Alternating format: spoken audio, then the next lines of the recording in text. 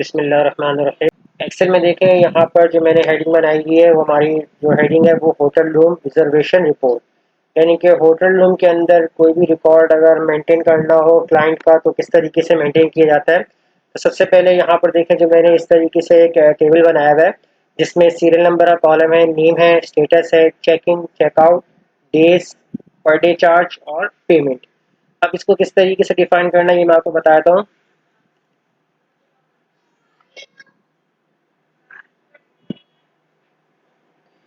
सबसे पहले देखें, यहाँ पर जो मैंने चार्जेस का एक टेबल बनाया हुआ है जिसमें लिखा है यहाँ पर upper case sorry upper class mean यानी कि जो अपर क्लास के रूम के चार्जेस होंगे वो 25,000 होंगे। मिडिल क्लास रूम के जो चार्जेस होंगे वो 20,000।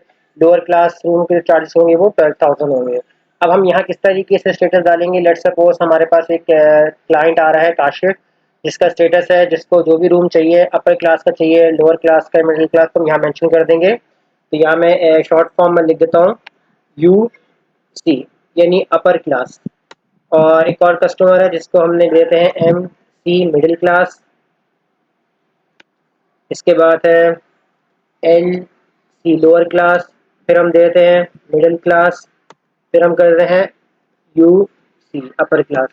यानी कि एक क्लाइंट आ रहा है वो अपर क्लास में रूम लेना चाह रहा है, एक क्लाइंट मिडिल क्लास में लेना चाह रहा है और एक क्लाइंट लोअर क्लास में, और एक क्लास फिर दोबारा एक क्लाइंट है वो मिडिल क्लास में, फिर एक और क्लाइंट है जो अपर क्लास के अंदर रूम लेना चाह रहा है। अब रूम किस किस डेट को लिया जा रहा है वो हम यहाँ मेंशन करेंगे चेक इन और चेकआउट में, यानी कि जो क्लाइंट जिस डेट को मेंशन यानी रूम रिजर्व करवाएगा अपना तो उसकी यहाँ पर चेक इन डेट आ जाएगी, और जिस डेट को वो रूम लीव करेगा तो वो यहाँ पर हम चेक इन आउट में उसकी डेट आ जाएगी यहाँ पर। अब चेक इन इनके अंदर लेट सपोज यहाँ हम डेट मेंशन कर देते हैं, जैसे कि यहाँ मैं डालता हूँ कि 1 जनवरी 2015, यानी कि कस्टमर 1 जनवरी को आ रहा है रूम के अंदर, रूम रिजर्वेशन के अंदर। अब यहाँ मैं क्या कर लेता हूँ, जैसे फॉर्मेट जैसे मैं लिखा था डेट का, मुझे फॉर्मेट चेंज करना है। मैं चाह रहा हूँ फॉर्मेट जैसे मैं पहले लिख रहा था वैसे ही आ रहा है, तो मैं जितने टेबल्स जितने सेल्स को आप सिलेक्ट करेंगे उतने सेल पे अप्लाई हो जाएगा।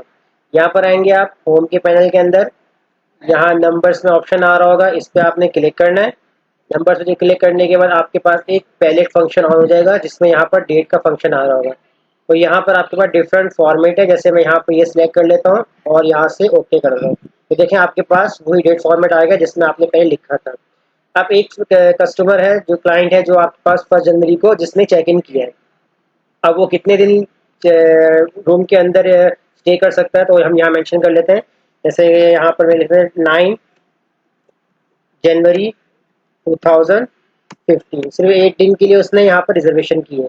इसी तरह यहाँ पर आते हैं सेकंड कस्टमर के लिए आते हैं, यहाँ पर हम कर लेते हैं 2 जनवरी 2015, और यहाँ मेंशन कर लेते हैं 1 जन 2015, और यहाँ मेंशन कर लेते हैं 5 जन 2015।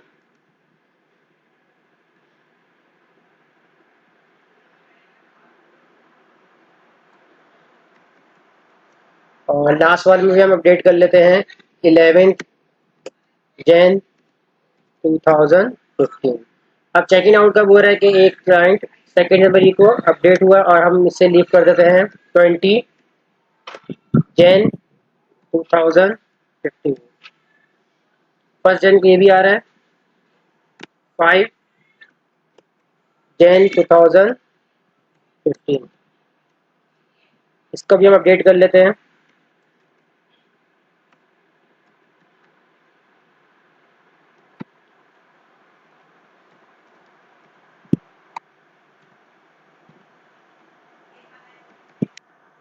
इस तरीके से हमने डिफरेंट डेट मेंशन कर दी कि कौन सा क्लाइंट किस डेट को चेक इन हो रहा है और किस डेट को चेक आउट हो रहा है। अब यहाँ पर कितने दिन स्टे किया होटल के अंदर वो हम यहाँ डेट में मालूम कर लेंगे। फर्स्ट क्लाइंट के लिए हम बात कर लेते हैं यहाँ पर, तो इसके लिए हम यहाँ फॉर्मूला लगा लेंगे इक्वल टू डेज 360। यहाँ पर लिखा हुआ आ गया है 360, आप टैप प्रेस करेंगे ऑटोमेटिकली राइट डाउन हो जाएगा। फर्स्ट डेट यानी कि स्टार्ट डेट आपकी क्या थी, चेक इन वाली स्टार्ट डेट आपने सेलेक्ट करनी है, कॉमा लगाना है, और सेकंड डेट यानी end date, end date means यानी कि जो आपकी चेकआउट वाली डेट थी आपने इसको सिलेक्ट करना है, ब्रैकेट क्लोज करके एंटर कर देना है। तो देखिए डेज से हमें मालूम हो जाएगा यहाँ पर कि कितने दिन का स्टे किया है क्लाइंट ने, 8 डेज का। इस फॉर्मूले को मैं यहाँ से क्लिक करके ड्रैग कर लूँगा। यहाँ पर इसको थोड़ा सा इसका साइज बढ़ा लेते हैं। यहाँ पर फॉर्मेट चेंज हो रहा है, इसको हम सिलेक्ट कर चेंज कर लेते हैं। Days 360 first date comma second date bracket close. यहाँ पर ईयर की वजह से तो प्रॉब्लम हो रही है, ये हमने ईयर सही कर लेते हैं। यहाँ पर 2015 देखिए अब आपके यहाँ पर बस करेक्टली आंसर आ रहा है। यानी कि कुछ क्लाइंट 8 डेज के लिए स्टे कर रहे हैं, कुछ 18 डेज के लिए, कुछ 4 डेज के लिए, कुछ 17, कुछ 8 डेज के लिए। यहाँ पर डिफरेंट डेज के लिए स्टे हो रहा है होटल के अंदर। अब पर डे चार्जेस किस तरीके से अप्लाई करेंगे कि पर डे चार्जेस कितना होता है। तो पर डे के लिए हम यहाँ पर क्या काम करेंगे, तो हम ये चेक करेंगे कौन सा क्लाइंट अपर क्लास में है, कौन सा मिडिल में है, कौन सा लोअर केस में। तो हम यहाँ चेक करते हुए क्या काम करेंगे, सिंपली फॉर्मूला लगा देंगे, इक्वल टू लगाएंगे। और इक्वल टू करने के बाद यहाँ पर हमारे पास देखेंगे अपर क्लास का है, तो हम अपर क्लास वाले सेल को सिलेक्ट करेंगे और डिवाइड कर देंगे 30 से, क्योंकि आपके पास मंथ में डेज 30 डेज होते हैं, आप डिवाइड कर देंगे तो यहाँ पर डे चार्जेस बन जाएंगे। इसके अलावा सेकंड है, यहाँ पर आके मिडिल क्लास है, इक्वल टू मिडिल क्लास वाले सेल को सिलेक्ट करेंगे, डिवाइड कर देंगे 30 से। इसी तरह लोअर क्लास वाले सेल को भी हम ये काम करेंगे, लोअर क्लास वाले सेल को सिलेक्ट करेंगे और डिवाइड कर देंगे 30 से। इसी तरह यहाँ पर मिडिल क्लास है और नीचे अपर क्लास है, मिडिल क्लास वाले सेल को सिलेक्ट करके डिवाइडेड बाय 30 और अपर क्लास वाले सेल को सिलेक्ट करके डिवाइडेड बाय 30। तो देखिए यहाँ पर सबके पर डे चार्जेस अप्लाई हो चुके हैं। अब पेमेंट हम किस तरीके से निकालेंगे कि फाइनली पेमेंट क्लाइंट कितनी देगा हमें, तो इसके लिए यहाँ पर फॉर्मूला अप्लाई कर लेंगे, प्रोडक्ट सिंपली मल्टीप्लिकेशन के लिए हम यूज करते हैं फॉर्मूले को।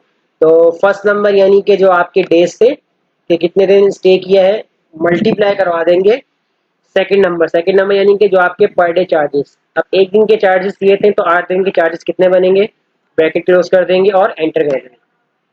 तो देखिए ये आपके पास चार्जेस बन चुके हैं, यानी कि 6666, यानी कि 8 दिन के चार्जेस हैं, क्योंकि इसका जो रूम था वो अपर क्लास था। तो अपर क्लास के यहाँ पर रेट हमने मेंशन किए हुए हैं।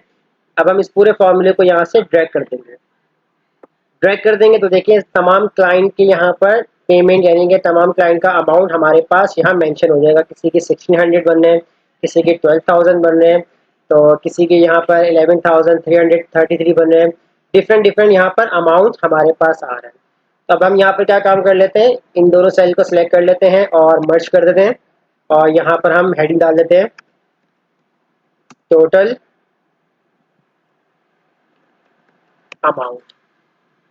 अमाउंट की हेडिंग डाल देंगे। और यहाँ पर हम टोटल अमाउंट कैसे निकालेंगे कि equal to sum, bracket on करेंगे, इस पूरे सेल को सिलेक्ट कर लेंगे, ब्रैकेट क्लोज कर देंगे और एंटर कर देंगे।